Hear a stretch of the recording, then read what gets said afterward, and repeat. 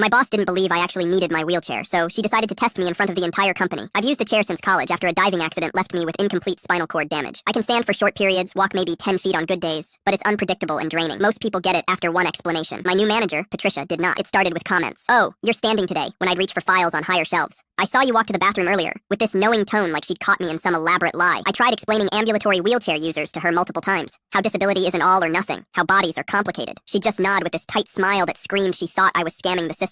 Then the meeting started happening in rooms, without elevator access. First time I figured, honest mistake. Second time I knew better. Third time she looked me dead in the eye when I couldn't attend. "But I've seen you walk before," she announced to the entire team in the hallway. I started documenting everything. Every email, every comment, timestamps and witnesses. During our quarterly review, she closed the door, and her tone shifted completely. Told me the company was concerned about accommodation fraud, and that ambulatory wheelchair users were essentially lying about their real limitations to get special treatment. The air felt thin. This wasn't ignorance or lack of education anymore. This was deliberate. This was personal. I reported it to HR the next day. They said they'd look into it and scheduled a meeting for 3 weeks out. 3 weeks of still reporting to her every single day. The following week, Patricia announced a mandatory team-building event at an escape room facility downtown. The second she said it, I asked about accessibility. She got this smile, this cold, satisfied smile that made my skin crawl. "It'll be a perfect opportunity for you to prove you actually need all these accommodations you keep requesting." Several co-workers looked uncomfortable. A few exchanged glances. Nobody said a word. Day of the event, I pulled up to the address she'd sent. Old converted building, charming brick exterior, and the escape room was on the 3rd floor. No elevator anywhere, just a narrow staircase with worn wooden steps. I sat in my car for 5 minutes, gripping the steering wheel, debating whether to just drive home and call in sick. But I was exhausted. Exhausted from proving myself, from defending my own body, from being treated like a con artist. I went inside. My entire team was crammed in the tiny lobby. 12 people packed into a space meant for maybe 5. The energy was suffocating.